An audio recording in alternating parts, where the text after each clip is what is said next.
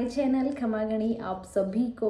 आज तारीख है 28 मार्च और मेरे लास्ट व्लॉग में आपने देखा होगा कहाँ पे एंड हुआ है। नहीं देखा है तो प्लीज़ जल्दी से जाके देखिए। वो व्लॉग देखेंगे तभी आपको आज के व्लॉग की सारी चीज़ें समझ में आएगी। और आज का जो व्लॉग है ना वो बहुत ज़्यादा इम्पोर्टेंट है मेरे लिए और इस व्लॉग को मैं अपनी लाइफ में हमेशा के लिए सेव करके रखना चाहूँगी, क्योंकि कल से हम सबकी ज़िंदगी बदलने वाली है। बहुत सारे बदलाव आ जाएंगे अब आगे से लाइफ में। क्या फील कर रही हूँ मैं बता नहीं सकती हूँ। मतलब मिक्स्ड इमोशंस है मेरे लिए और रिशु के लिए खास कर। मतलब रिशु से इतना लगाव था, मतलब इतने सालों से सिर्फ वो ही अभी तक हमारा सब कुछ रहा है। सारी प्लानिंग्स सारी चीज़ें उसी के लिए होती थी और अब कल से जाके उसकी लाइफ में भी बहुत बड़ा चेंज आएगा। और वो इसलिए मैं इमोशनल हो रही हूँ क्योंकि लाइफ में कितनी बार चेंज आते हैं हमारी लाइफ में, लेकिन उसकी लाइफ में जो चेंज आ रहा है वो डिसीजन हमने लिया है। मतलब हमारी वजह से उसकी लाइफ में चेंजेस आ रहे हैं। पता नहीं क्यों, मतलब आपको ऐसा लगेगा कि मैं नेगेटिव क्यों बोल रही हूँ कि उसकी लाइफ में चेंज आ रहा है, लेकिन है। बच्चों को कहीं ना कहीं इनसिक्योरिटी फील होती है और मैंने ऐसा सोचा है कि मैं कभी उसको इनसिक्योर फील नहीं होने दूंगी, कि कभी उसको ऐसा नहीं लगे कि जो आज तक मेरे लिए प्यार था वो बढ़ चुका है या मम्मा अब मेरी केयर नहीं करती है।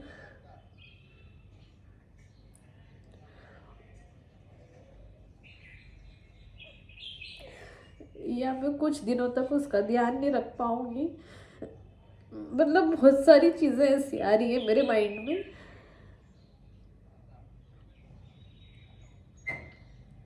सो आज मैं ज़्यादा इमोशनल हूँ, खुद को काम कर रही हूँ और आपको बताती हूँ कि होने क्या वाला है, क्योंकि इतनी सारी चीज़ें मैंने आपको बोल दी है लेकिन बताया नहीं है। तो जैसा मैंने बताया था कि 2 लूप्स थे कॉर्ड के, उसमें जो अल्ट्रासाउंड में आए थे, तो अब डॉक्टर ने जब हमें डिस्कस करने के लिए बुलाया तो उसने बोला है कि नॉर्मल डिलीवरी पॉसिबल नहीं है, हमें सी सेक्शन करना ही पड़ेगा क्योंकि नॉर्मल के लिए रिस्क नहीं ले सकते हैं। तो फिर हमने भी डॉक्टर से मेरे जितने भी डाउट्स थे सारे क्लियर करे, सारी चीज़ें कंफर्म करी। उसके बाद हमने भी डिसाइड कर लिया कि सी सेक्शन ही करवाना है। तो ये तो हो गई मेरी डिलीवरी की अपडेट, सी सेक्शन ही करवाना है। हमको दिया था 1 हफ्ते का टाइम, क्या 1 वीक के अंदर अंदर करवा लो, क्योंकि हम ज़्यादा टाइम वेट नहीं कर सकते क्योंकि डबल लूप है कॉर्ड की। तो कहीं कुछ कोई ऐसी चीज़ नहीं हो जाए, कुछ मिस हैपनिंग नहीं हो जाए कि बच्चे को ब्रीथिंग वगैरह की प्रॉब्लम आए। 37 वीक कंप्लीट हो चुके हैं, 38 वीक चल रहा है। आज 2 दिन हो गए हैं 38 वीक को। तो ये सेफ़ है, मतलब बच्चा भी हेल्दी है, वेट वगैरह भी सब सही है। तो ये सब सोच के डिसीजन लिया। मतलब बीच में हमने 2 दिन का टाइम लिया। हमने 26 को कंसल्ट किया था, 27 और 28 का हमने गैप लिया है, कुछ हमको अरेंजमेंट्स करने थे। उसके बाद 29 हमने डिसाइड की है, सब तरीके से देख के, डेट भी अच्छी है, सारी चीज़ें ठीक है। ये तो हो गई मेरी वो अपडेट। तो कल मुझे जाना है सी सेक्शन के लिए। तो बस आज का दिन ना, मतलब ऐसा लग रहा है कि बस ये दिन के बाद अब सब कुछ बदल रहा है ऐसा। मतलब मैं ना बहुत ज़्यादा इमोशनल पर्सन हूँ और मैं शायद एक ओवर थिंकर भी हूँ कि मैं बहुत ज़्यादा सोचती हूँ चीज़ों को लेके। वो नहीं करना चाहिए लेकिन आता है और होता है। मतलब एक माँ जो होती है ना, उसको बहुत ज़्यादा अपने बच्चे को लेके इनसिक्योर वो कहीं ना कहीं हो ही जाती है, हो जाती है। सब कुछ है यार, सब है, फैमिली है, मतलब और इवन ये भी है जो रिशु बहुत कनेक्टेड है अपने पापा से भी, तो उसको नहीं होगा इतना फील, लेकिन फिर भी मुझे उसके लिए फील हो रही है ये सब चीज़ें, इसलिए मैं थोड़ा सा इमोशनल हो गई हूँ। और बस कल अर्ली मॉर्निंग हमको निकलना है हॉस्पिटल, तो वही सब तैयारी हम कर रहे हैं कि 4 दिन तक हम हॉस्पिटल में रहेंगे। तो घर को कैसे क्या मैनेज करना है और क्या क्या लेके जाना है, वैसे पैकिंग वगैरह सब मैंने पहले ही कर ली थी और अभी तक मैंने वीडियो भी नहीं बनाया है हॉस्पिटल बैग वाला। मैं सोच रही थी कि मैं क्या क्या लेके जा रही हूँ, एक बार एक वीडियो बना के शेयर कर दूँ। तो आज मेरी वो भी प्लानिंग है कि मैं फटाफट से वीडियो बना लेती हूँ। और पता है ये चीज़ें क्यों हो रही है, क्योंकि आपका प्री प्लान है। अगर मेरी नॉर्मल डिलीवरी होती तो हम उसके लिए वेट कर रहे थे कि लेबर आएंगे और हम नॉर्मल डिलीवरी के लिए हॉस्पिटल जाएंगे। वो चीज़ अलग हो जाती कि आप उसके लिए बैठे हो। या ऐसा होता कि इमीडिएट में हॉस्पिटल जाती एंड रिपोर्ट्स आती और मेरा सी सेक्शन हो जाता, वो चीज़ अलग हो जाती। और यहाँ ये केस है कि हम प्लानिंग करके कर रहे हैं, तो बस वो रात को ना माइंड में वही चलता रहता कैसे होगा क्या होगा। थोड़ी नर्वसनेस भी होती है, पहली बार सी सेक्शन है और एक मेजर सर्जरी होती है देखा जाए तो वो सब चीज़ें हैं। खैर मैं बहुत कोशिश कर रही हूँ खुद को पॉजिटिव रखने की और मैं नर्वस फील ना करूँ। तो अभी बस लेने जाएंगे, शॉवर वगैरह लूँगी और वो वाला वीडियो बनाऊँगी। और पूरा दिन मेरा कैसा जाता है, आज ऋषु के साथ में बहुत सारा टाइम स्पेंड करूँगी। खैर रोज़ ही करती हूँ, लेकिन आज पता नहीं क्यों उस पर बहुत ज़्यादा प्यार आ रहा है। तो बस मिलती हूँ मैं आपसे थोड़ी देर के बाद और आपको अपडेट देती रहूँगी कि हमने मतलब डे बिफोर डिलीवरी क्या क्या घर में किया, कैसे मेरा दिन पूरा निकला, और बर्थ व्लॉग आपके साथ पूरा शेयर करूँगी। पता है ये टाइम ऐसा है कि आपके माइंड में ना बहुत सारे क्वेश्चन आते हैं, हज़ारों सवाल आपके दिमाग में चल रहे होते हैं कि कहीं मैंने सेकंड बेबी प्लान करके गलती तो नहीं कर दी। खैर मुझे तो ये नहीं आ रहा है कि गलती कर दी, क्योंकि हमने काफ़ी सोच समझ के और बहुत अच्छे से बैठ के डिसाइड करके फिर ही प्लान किया है। मतलब अनप्लान तो है नहीं है कुछ भी, सब प्लानिंग से ही हुआ है। लेकिन फिर भी ये जब लास्ट टाइम आ जाता है ना आपका, तब आपको बहुत सारी चीज़ें रियलाइज़ होती है, बहुत सारी चीज़ें फील होती है।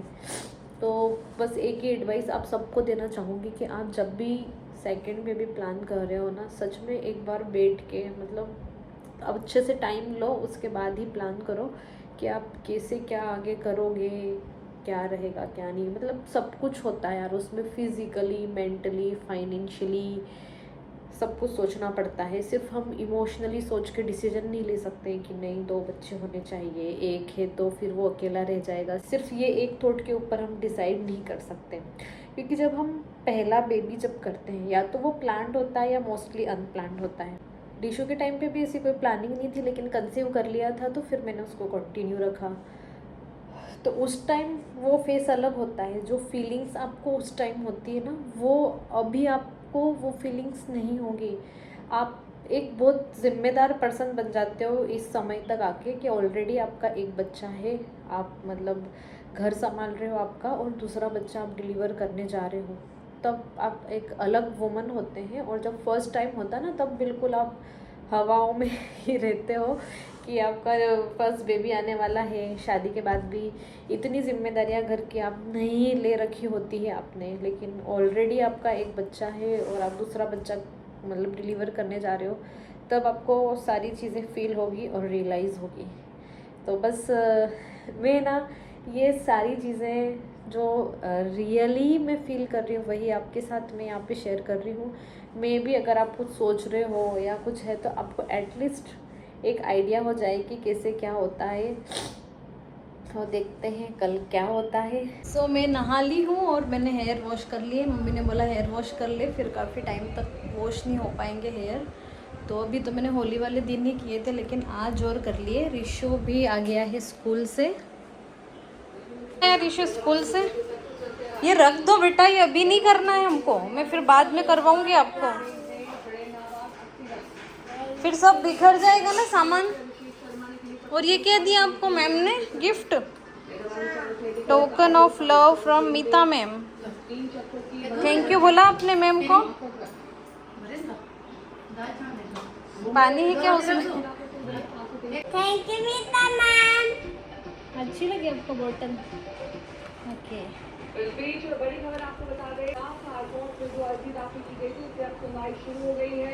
इस वक्त भी ये सुनवाई चल रही है। ये तो बेबी को गिफ्ट कर देना ना आप बोतल, क्यों? जेल के अंदर बैठकर सीएम आदेश पारित कर रहे हैं केजरीवाल पर ये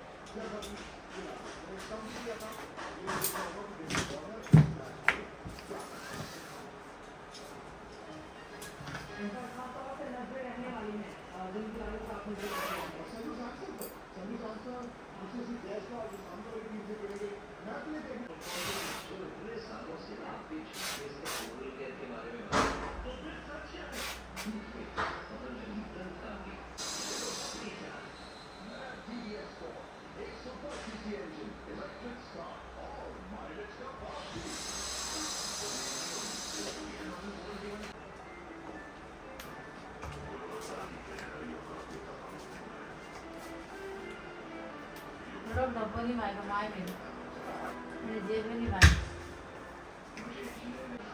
कौन आई थी नहीं करेगा मैं सही देगा बोलू दे देगा